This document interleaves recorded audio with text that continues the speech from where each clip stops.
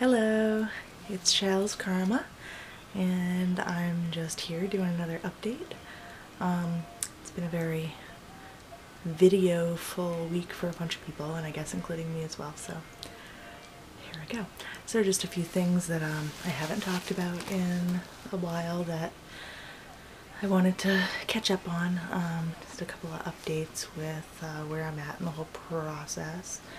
As you know, I'm still far pre-op, and yeah, so figured I'd tell you about the latest hurdles that we're going through.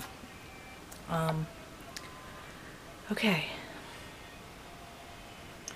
so this past week I did have a couple of appointments. I had my fifth phone call with my icanchange consultant.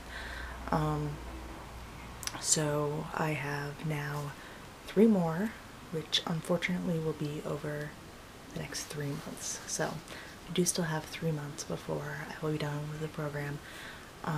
Best case scenario, pretty much, my last call will be on May 17th, which is the first day it can possibly be, and the insurance company will get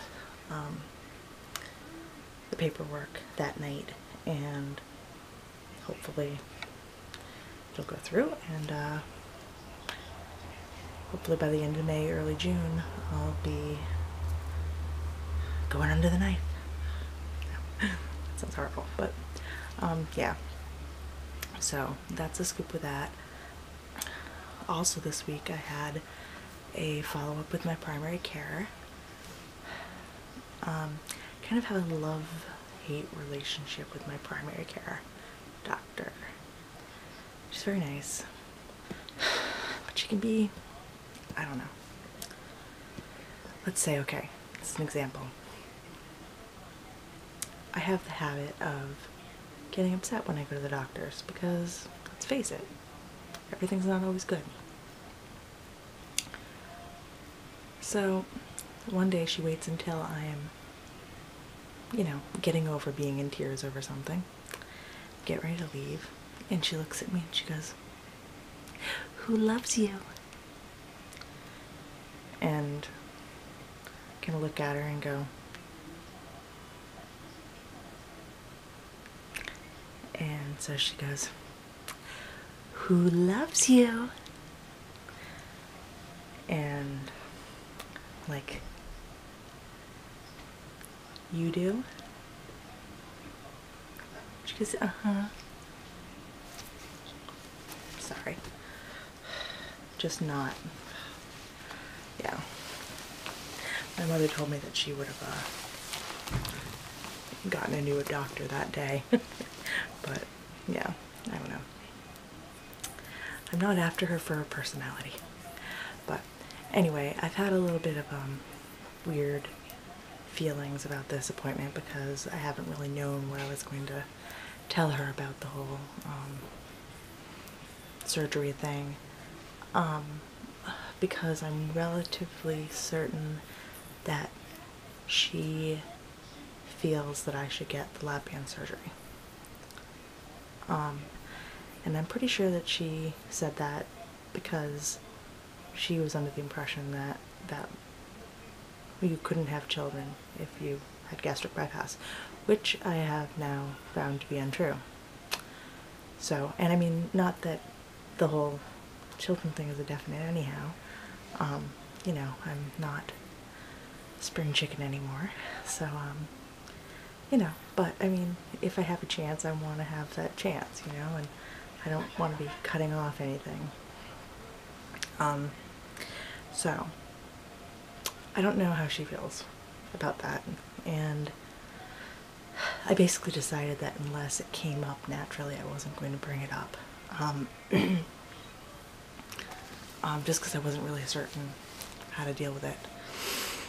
And it didn't come up at all, when we talked about the whole surgery, when the date would be, etc., etc.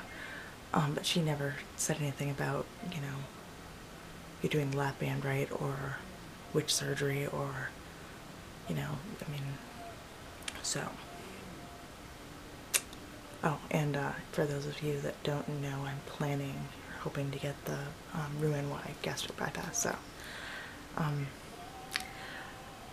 this coming Tuesday, I have to go into the hospital where I'm getting surgery and have what's called immersion day.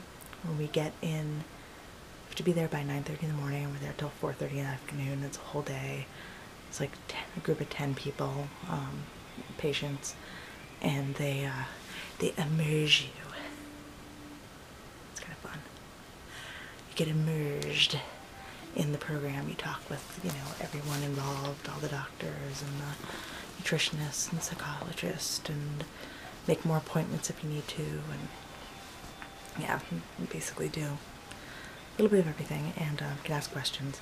And right now my plan is to ask the psychologist if she has experience with patients who have had these feelings of insecurity about talking about this with their doctor. Because obviously I don't want to do anything to jeopardize this either way. Like, you know, if I want my doctor to be on my side. If anyone knows what I'm talking about, let me know. Otherwise, I'll let you know what the psychologist says. Other stuff with my doctor's appointment, though, it actually went pretty well. She's very excited that I'm going through this whole process. Thinks that I seem much more upbeat about everything, like I'm, you know, have more hope, you know, less just defeated sort of thing. And I said, you know, I felt like I was actually doing something now, like I'm making a move. So yeah, I do feel less defeated. And we'd had an ongoing thing for the last about year and a half or 2 years where I've been on the high end with my blood pressure. Not to the point of like total hypertension, but enough that too much for my age. So she's wanted to put me on blood pressure medication for a long time now, and I kept fighting it, you know, and saying, well, no, I can get it under control, etc., etc. So the last time I saw her, which was around towards the end of December, she said, okay, you have until your next appointment, which was mid-February, to lose weight and or bring down your blood pressure. And if you don't do those things, then you agree to go on medication. And if you do those things, then we'll discuss it. Okay. So I weighed in, and since my last appointment, I lost 6 pounds. Yay me! Yeah, I know, it's a drop in the bucket, but you know, it's better than nothing. And she was actually very pleased. And my blood pressure went down 0. Big goose egg, nothing. My blood pressure is still right up there. So she said, okay, what are we gonna do? I told you that if you lost weight, you wouldn't have to go on medication. And I said, you know, hey, I've been fighting with you for 2 years about this. You know, obviously it's not fixing itself.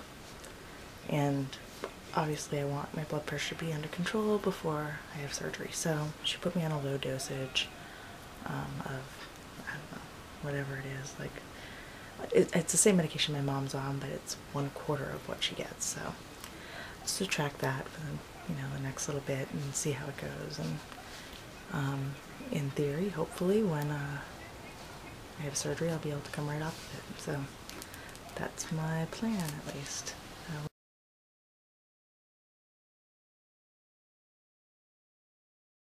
Stay tuned for part 2.